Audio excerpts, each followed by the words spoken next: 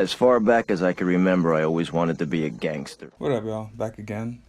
This time I want to talk about Goodfellas by Martin Scorsese, who has maybe the two best movies on organized crime under his belt. You know, you can make arguments for different movies, but I think he kind of has the edge on everybody else, especially Goodfellas. I love that movie. I've seen it I don't know how many times now. So let's get into it. Let's talk about Goodfellas. Goodfellas is based on a book called Wise Guy Life in a Mafia Family, and it basically follows the life of Henry Hill. The film just goes through the beginning of how he got involved in the mob to all the way through the end and how it kind of ended for him. And it just shows all the crimes he committed and what he had to do as a member of the mob. There was an even bigger moneymaker than numbers, and Jimmy was in charge of it all.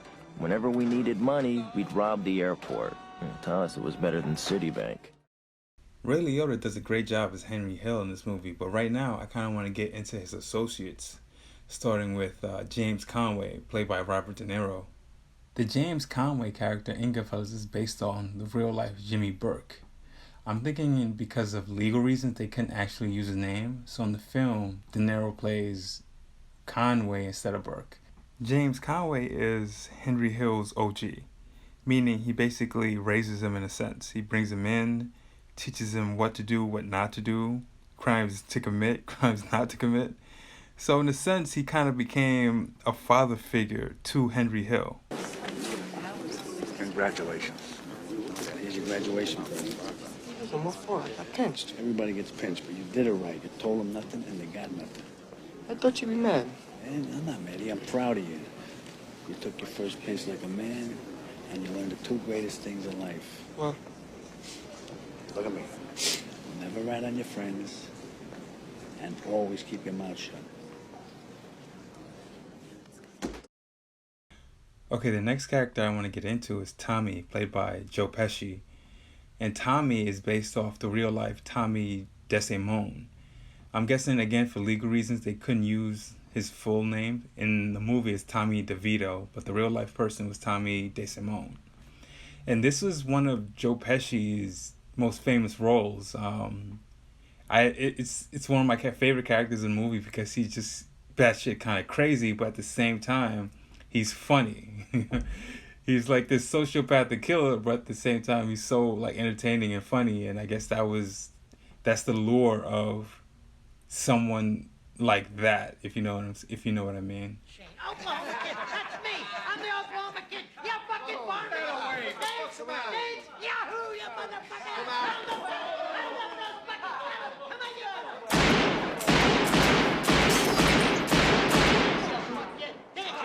Come on, now he's moving. He's making for me. Henry, what God, he got him in the foot, Tommy. He's fucking doctor. All right, so he got shot in the foot. What is it, a big fucking... I bet people do that to you all the time, don't they? They're always bothering you about scenes in movies. They do. A lot of people come, especially about Goodfellas. I get that a lot. Oh, man, what a powerful film that was. And, boy, what a strange guy you were in that thing. Man, that just, God, what a evil, kind of hair-triggered, nutso guy. That was great. Do you ever have any... I kind of like that guy. Yeah, no. Of course, I meant that as a high compliment Thank to you. Marty never is interested in the villain or the hero. He's interested in where most people are, which is in the middle. People always say, well, interested in the antagonist in my movies. Well, the point is that they're also human, and these are also parts of the negative parts of who they are. Evil streak, so to speak, if you want to use that phrase, is also maybe something in us, and something not to be afraid of, but to explore and to try to understand. One of the things that always stood out to me about this movie was how Scorsese took all these characters that society would like normally look down on and kind of turned it around and made you like kind of root for them in a way, especially with the Joe Pesci's character, Tommy. Scorsese was so good at this in all his films that it kind of showed me how you can sympathize with a villain and how important it is for you as a storyteller to make the villain somewhat sympathetic so you can understand that story. And so it can also flesh out the larger story you're telling. In this movie, you see them do all kinds of crazy shit, right? And their lives are just insane if you think about it. The the crazy. Well, what's insane to us was like basically normal shit to them. Now go home and get your fucking shine box. Motherfucking mutt! You fucking piece of shit! Yeah. Come on. Yeah. Get the door.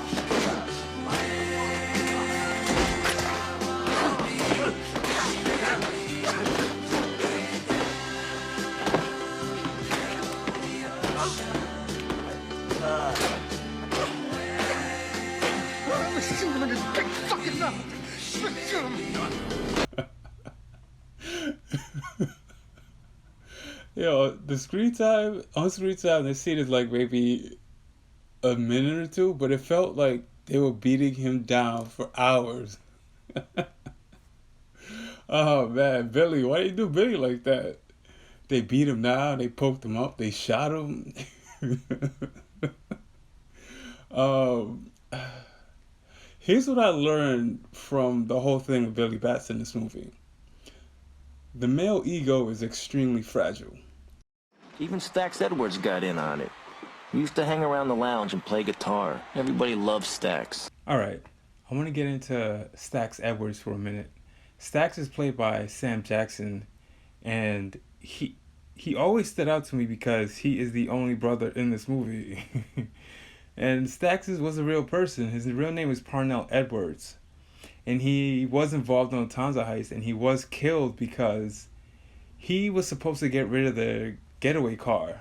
But instead of doing that, he went to his girlfriend's house and got high. And then the cops found the car and found his prints in it. So then they murked him after that. But it's always interesting with Stax because, again, he was played by Sam Jackson. He was the only brother in this movie. And I remember the first time I was watching this and he popped up. I'm like, who the fuck is that? Because he came out of nowhere. But shout out to Stax. Another thing I learned from this movie is the qualities of a good woman. Hear me out. Now stay with me. Karen Hill, played by Lorraine Bracco, really held him down. She held down her husband, Henry, for a long time. Even with everything he was doing, like obviously the life of crime, the side chicks, the drugs. No matter what he was going through, she held him down for years. And I just looked at some of the qualities she had. In particular, like the loyalty she showed him, even though he was on some real fuckboy shit.